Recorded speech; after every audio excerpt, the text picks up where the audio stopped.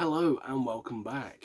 So today, as you're probably well aware, we are going to be looking at my end of year best of list part 2, where we are going to delve into the EPs that came out in 2023, and we're going to have the 5 honourable mentions, then 5 to 1 of the best.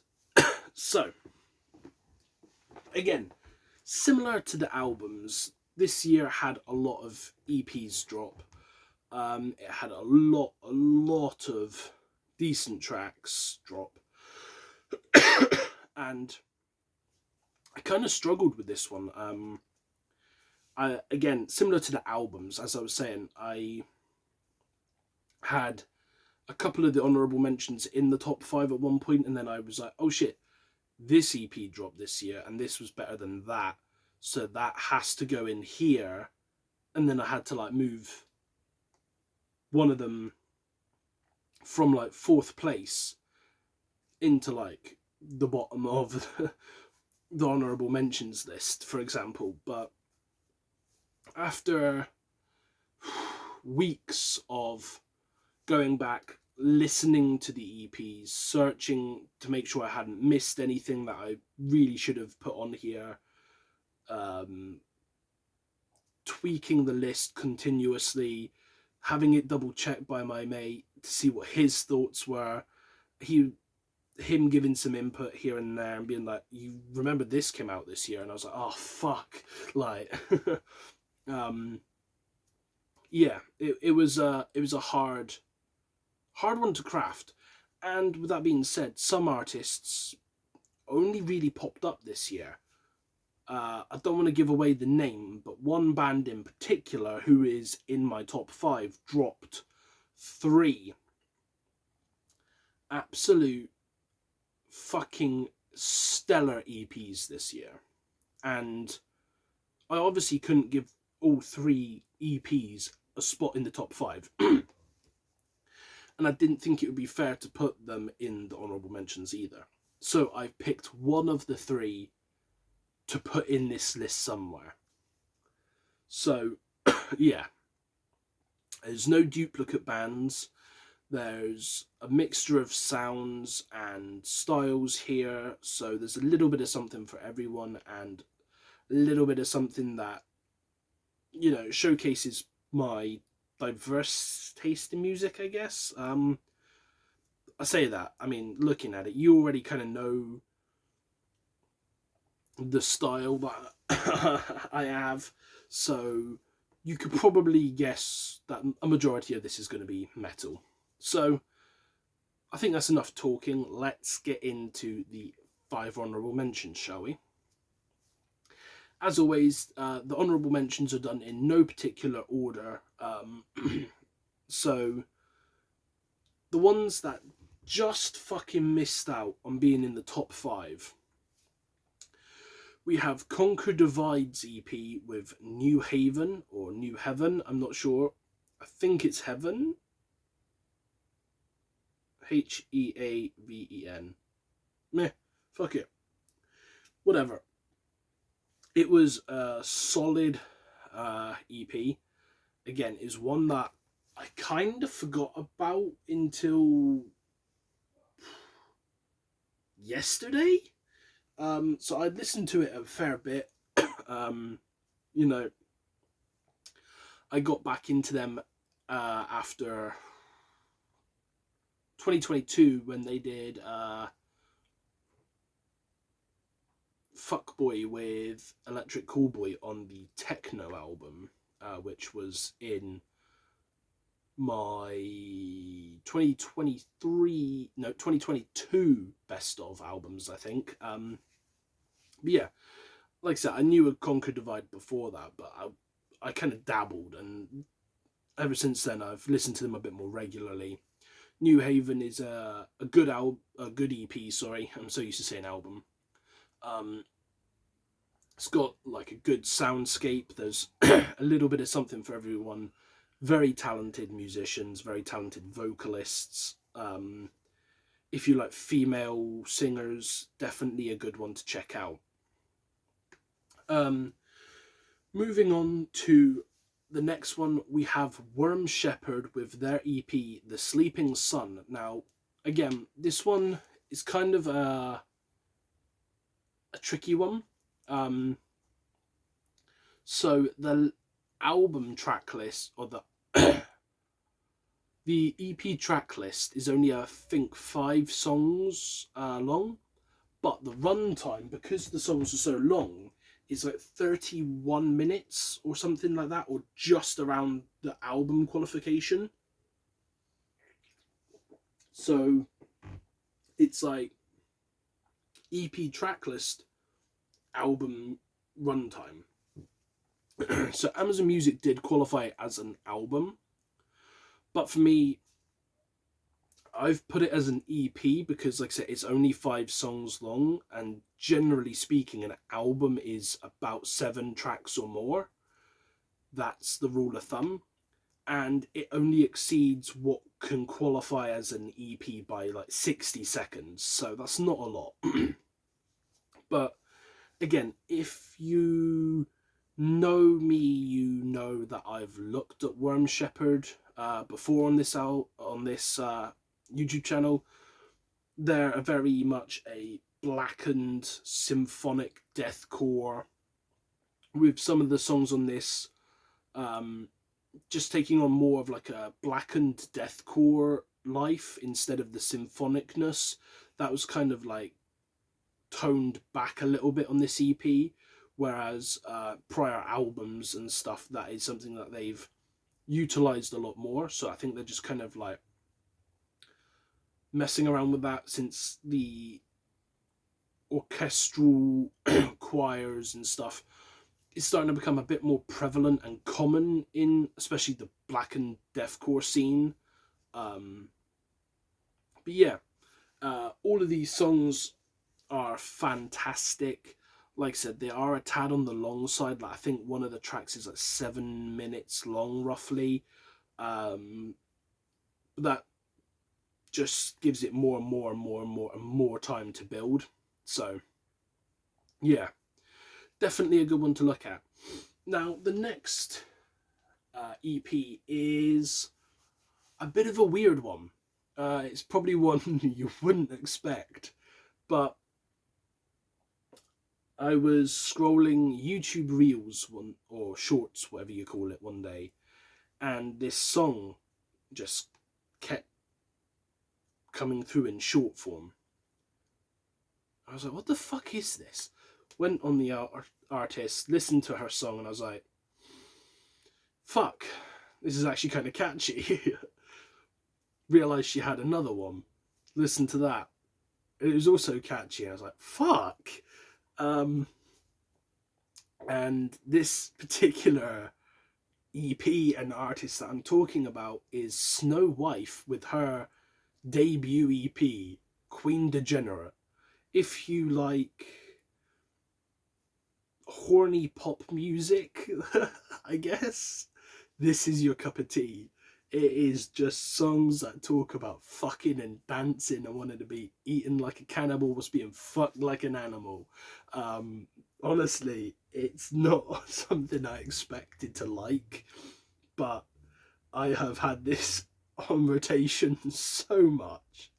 It genuinely at one point was my 4th best EP, but after I realised something else came out this year, I moved into the honourable mentions. But yeah, shout out Snow Wife. Very good music. I don't know what to say. You know, it's horny TikTok music. I don't even use TikTok, but yeah. Anyway, moving on to the next honourable mention, we have Spirit Box with The Fear of Fear. It came out towards the later part of the year. I think it was like October it came out in. It's had enough time for me to qualify it in the honourable mentions, but it's not been so heavy in my rotation that it could have made it into the top 5, honestly. But yeah, it's it's Spirit Box. You kind of know what you're getting in for if you're going in to a Spirit Box album or an EP. It's heavy in places, it's softer and more melodic in spots. It's Spirit Box. I honestly don't know what more I could say. And another one that was in my top 5 but just missed out and got moved out at the last second is Attila with their EP Fuck You Forever. This, again, has had a lot of play time in the last few months, especially. Like I said, Fuck You Forever is a great track. Mia Goth is a great track. Handshakes with Snakes, Bangs, Bite Your Tongue, Slaps. There's just it is just a handful of great Attila tracks where they kind of experiment a little bit more. Like Franz kind of actually tries his hand at clean singing here, and it goes a lot better than you would expect.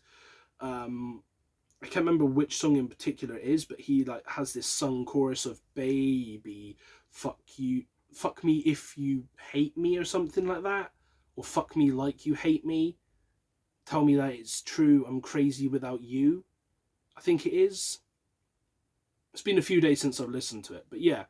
And the way that Franz sings it, it actually flows so well. But like I said, this doesn't mean that there isn't the traditional Attila style metal vocals and rapped vocals, because that is in there as well. So it's like a handful of different techniques, and like the band are really trying their hand to freshen up the sound whilst not pushing it down people's throats. So I feel like if Attila are gonna experiment a bit more with Franz's clean singing, it's definitely going to be welcomed by me. I thoroughly enjoyed it. My friend, when he heard it, he was like, "Who the fuck is this?" I was like, "Dude, this is Attila." And he was like, "What?" He was like, "I don't listen to them, but I would not have known that." And then I showed him like another one of the songs, and he was like, "Who's this?" And I was like, "This is Attila. This is off of the same EP." And he was like, "It sounds like two completely different artists," because like one was like sung and screamed, and one was like rapped and screamed. It was, yeah, it's a good blend. And as normal with an Attila work, you've got great drumming, great guitar work. You know, everything is just layered and crafted perfectly. Franz and the guys kind of know what they're doing. Even if you don't like them, you have to admit that. But I'm always going to be an Attila fan. I've been jamming with their music for years now, and this didn't disappoint me, honestly. So, with that out the way, and I've rambled a lot on the honourable mentions, we have the 5 best EPs of 2023. So we're going to start with track... We're not starting with track 5, we're starting with EP 5, you muppet. We'll get there eventually one day. EP 5, Brand of Sacrifice Between Death and Dreams. This was so good. I honestly at one point didn't have this on here because I forgot it came out this year. I thought it was a 2022 release, but no, it was an early 2023 release. It just has been played so much in my day-to-day that I forgot it came out. Very good album, very good EP. The vocals are insane, as always with Brand of Sacrifice. There's, you know, great guitar work, great drums, everything has a purpose, everything is crafted and positioned very well, like intricate puzzle pieces. Again, if you're looking for a band that knows their craft really well, Brand of Sacrifice do that so fucking well. Moving on to track 4 now. This is the EP that just pushed Snow Wife out of the top 5. Was the Aggression Sessions split EP between Thy Art Is Murder, Malevolence, and Acacia... No, not Acacia Strain. Fit for an Autopsy. Acacia Strain were in the last one. I've already done a review on this one, I'm pretty sure. So you already kind of know my feelings on it. It was a very good album, EP, fuck off. Yeah. So moving on to the third one, again, this one just kind of pushed another one out because in the final few months, well, even in the last month alone, it's had a lot of play, which is the Phase 1X Unfed EP, where they kind of do like metal step. So like there's a bunch of different unfed or UNFD artists that are on like metal track or doing like their metal vocals over like dubstep, EDM, like kind of like tracks. Um, something that a metalhead could easily put on at a party and people would still be like, fuck yeah, you know, especially if they're off their tits on alcohol and other substances that we shall not mention. But yeah, if you like that sort of stuff, it's definitely one to check out. So going into the top two here, we have Old Wharf with their EP Wither. So this is coming straight out of the UK here. These guys are just grimy, dirty, heavy, fucking brutal music. Um, Old Wharf, I kind of discovered them on accident on YouTube. I was going through like, I want to say it was like Slam Worldwide or Core Community, or it was some YouTube channel that posts like, you know, lesser known artists. Discovered them that way, and I've been keeping up with them ever since. Their music, every release is just something very, very well worked on, and you can tell that again there's definitely passion behind the songs. And again, being from the UK, you gotta like give credit where it's due to like the phenomenal UK artists that represent us in the scene. So keep up the good work. So, number one, without any further ado, I give to you Face Yourself. Now, I know they dropped 3 banging EPs this year, so which one did I choose? It's actually the very first one that they dropped for 2023. It was the self-titled EP. And oh, I don't want to go too into depth because that's next week's video. But yeah, the band is phenomenal. The vocalist, Yasmin, she is fucking incredible. Like, Jesus Christ. One of the most talented vocalists in the scene right now. Like, she's up there with Will Ramos in terms of, like, different techniques she uses and different sounds that she can produce and the range of stuff she can do. It is just absolutely fucking insane. And then she's being backed by this great soundscape of incredible drums and incredible guitars and stuff like that. And not to mention, there's some very good features on most of their EPs. I think their third one that they dropped towards the end of the year didn't have as many features on it and was more of like a focus of them. But yeah, very, very, very great band. I expect big things for Face Yourself in 2024. And honestly, I look forward to seeing what they do. So with that being said, without further ado, I will bid you goodbye. And as always, please remember to stay safe out there, my friends. Goodbye.